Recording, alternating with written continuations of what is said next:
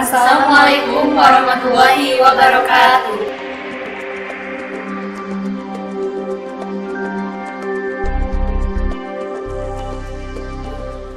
Kami dari Universitas Islam Negeri Sunan Gunung Jati Bandung dari Fakultas Tarbiyah dan Keguruan Pendidikan Biologi semester 2 bersama saya Mega Permatasari Dan saya Meita Yalia Rahmi. Saya Lucy Siti Rahayu.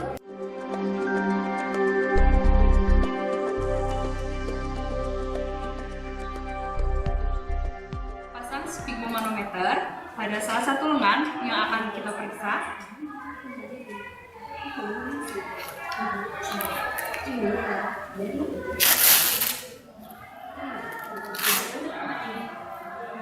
Pemasangannya untuk memudahkan kita mendengarkan atau mengukur detak nadi, kita pasang di lengan sebelah atas.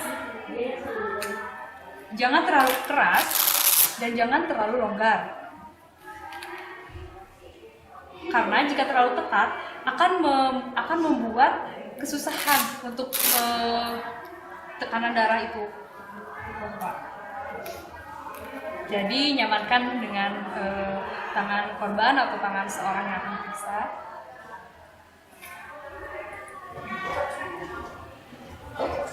Setelah itu pasangkan teleskop pada pertengahan di sini pada siku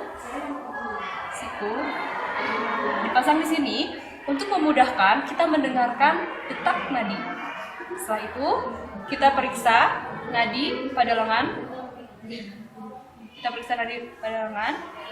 Setelah terdengar, maka kita pompa.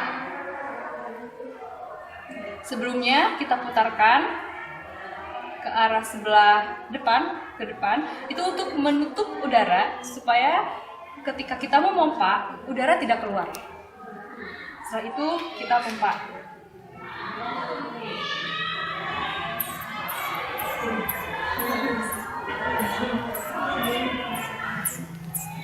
Untuk pemompaan jangan melebihi dari 120. Karena apa? Karena ini akan mengakibatkan pembuluh darah pecah jika tidak sesuai dengan kadar tekanan darah seseorang. Setelah itu kita dengarkan sistol-distolnya. Detak pertama itu adalah sistol, dikatakan sistol, di mana detak pertama itu disebabkan oleh jantung ketika pertama kali memompakan darah dan itu berdetak. Nah, itu adalah sistol. Dan yang terakhir, kita mendengar tekanan terakhir itu biasanya untuk usia kita sebagai remaja nih, mahasiswa gitu ya. Itu biasanya di antara 80-60. Kalau udah kurang dari 60 itu tekanan darahnya rendah sekali ya. Nah, tekanan darah yang rendah atau denyut nadi yang berdetak terakhir itu dikatakan distol. Jadi, untuk menjumlahkannya atau mempresentasikan tekanan darahnya ini adalah sistol per distol.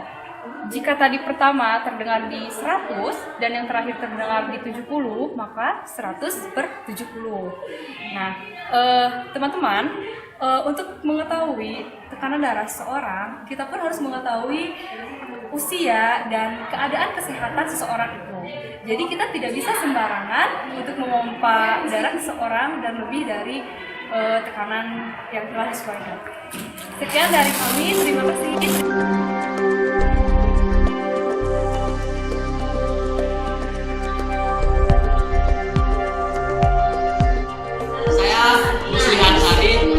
Mahasiswa dari UIN Sunan Gunung Jati Bandung, Pendidikan Biologi Fakultas Tarbiyah. Kita lihat dulu ya, di sini ada tombol power, kemudian di sini ada tombol netral. Tombol netral ini gunanya apa? Yaitu untuk menetralkan angka di sini kembali seperti 0, kembali menjadi 0 maksudnya. Kemudian di sini ada tombol menu.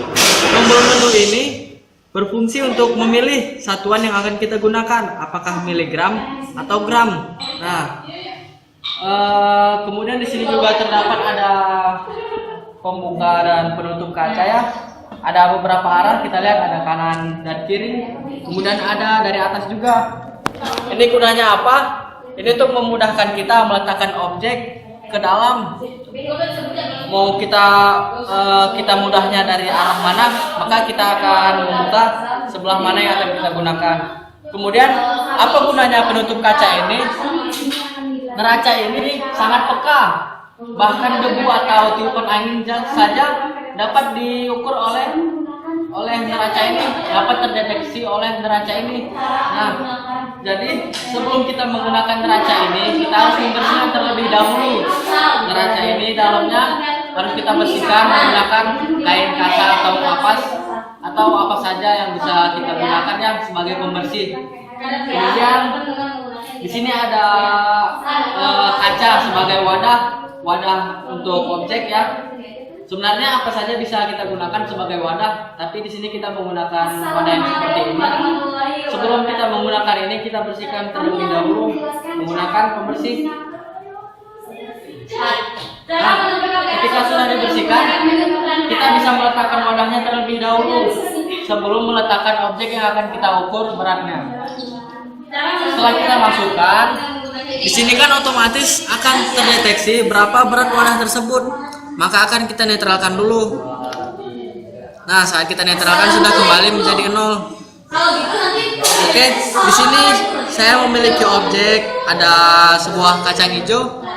Nih kita lihat ya, ada sebuah kacang hijau dan bulu apa ya? Ini bulu burung merpati, sangat kecil ya. Mungkin kalau pakai timbangan biasa kita tidak akan bisa mengukur beratnya. Assalamualaikum warahmatullahi wabarakatuh. Oke, setelah ini netral, kita menggunakan satuan miligram ya, bisa dilihat di sini. Untuk yang pertama kita mengukur ini kacang hijau, sebuah kacang hijau. Oke, kita masukkan, kita tutup kembali agar tidak ada gangguan tiupan angin atau debu yang masuk. Bisa kita lihat di sini sudah terdeteksi beratnya itu 47 mg. Kalau satuan miligram, kalau kita ingin melihatnya dalam satuan gram, bisa kita pindahkan menunya. Nah, kita tunggu beberapa saat. Nah, ini kalau dalam satuan gram 0,047 gram. Oke, untuk selanjutnya kita ambil kembali ya kacang hijaunya. Saya menggunakan pinset untuk memudahkan mengambil objek. Kita lihat terlebih dahulu apakah di sini sudah netral atau belum. Kalau sudah netral, boleh kita lanjutkan ya. Kita menggunakan miligram dulu ya untuk bulu burung karena ini sangat ringan. Kita letakkan objeknya. Nah, sudah bekerja neracanya ya. Kita lihat ternyata berat bulu burung ini yang sekecil itu, sehelai itu 12 mg. Bisa kita lihat di sini 12 mg. Nah, jadi kita kembalikan lagi ya. Oke, itu tadi percobaan kita untuk mengukur untuk menggunakan neraca ini.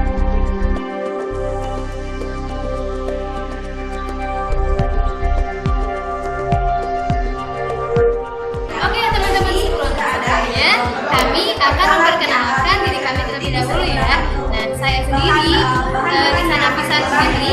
Saya yang ini namanya Mona Agustina. Dan yang satu lagi namanya Oke, langsung aja nih ya. Kayaknya sebelumnya saya akan memperkenalkan alat-alat yang ada di depan saya.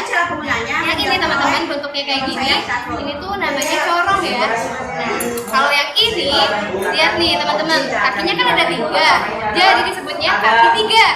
Nah, kalau yang ini ada kawat-kawatnya namanya kawat kasa. Yang ini namanya penjepit. Yang ini bentuknya yang unyu-unyu gini namanya spiritus teman-teman. Nah, kalau yang ini ya tahu sendiri ya, ini namanya korek. Yang ini namanya tabung reaksi. Dan yang terakhir ini adalah beker gelas atau gelas kimia. Langsung aja nih teman-teman. Tadi kan kita udah kenal nih sama alatnya. Sekarang kita akan memperkenalkan kegunaan dari alat-alat tersebut, yaitu oleh saya. Kawat kasa ini digunakan dan kaki tiga ini untuk penyangga kawat kasa tersebut. Kemudian ini adalah biji kacang hijau. gelas kimia ini digunakan untuk perantara antara tabung reaksi ini dengan gelas kimia ini. gram. Kemudian penjepit ini digunakan untuk nanti membantu ketika kita akan memasukkan tabung reaksi ini kepada gelas kimia dan sesudahnya. Kemudian korek api ini digunakan untuk menyalakan spiritus. Kemudian yang terakhir, Kenapa kita harus ditutup? yang terakhir ini corong digunakan untuk memasukkan larutan kimia ke dalam gelas kimia. Ini bisa berubah. Selanjutnya akan dijelaskan oleh Di sini terdapat dua cara. Yang pertama cara langsung dan cara dengan perantara. Yang kedua adalah Cara langsung yaitu langsung kepada objeknya yaitu spiritus dan juga tabung reaksi. disimpan di sini. Yang pertama nyalakan spiritus dan kita ketinggian. Setelah menyala, masukkan larutan ke dalam tabung reaksi dengan corong 12 gram. Itulah perbandingannya. Kita ambil lagi. seperti ini. Kemudian jepit tabung reaksi pada bagian 3/4 atas. Tidak nol, kita nolkan lagi. Yang ketiga Setelah dijepit dengan baik, kita bakar tabung dengan posisi miring karena ketika larutan ini panas, ketika dalam posisi seperti ini dia akan mencelut ke atas gram. sambil digoyang-goyang dan tidak mendekati dengan api. Beratnya daripada yang lainnya. Mengapa digoyang? Karena ketika dalam satu titik tabung reaksi itu akan menjadi hitam dan coklat, jadi mudah pecah. Ini digoyang agar panasnya itu merata, jangan ikut goyang.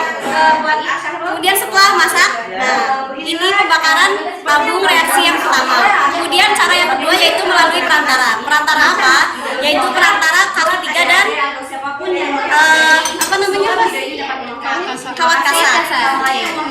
Nah, spiritus ini ditaruh di mana? Bukan di atasnya, tapi di bawah kaki tiga tersebut. Nah, seperti ini sudah sempurna. Kemudian taruh gelas kimia di atas spiritus tersebut, tunggu sampai matang. Nah, kemudian larutan yang di dalam gelas kimia ini adalah air karena dia itu netral. Jangan menaruh kepada larutan yang lain. Tunggu sampai ada mendidih, setengah mendidih ya.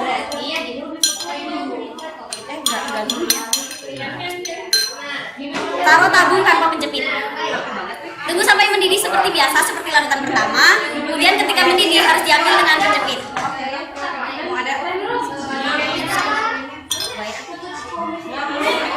Sudah matang. Kemudian yang terakhir yaitu cara mematikan spiritus.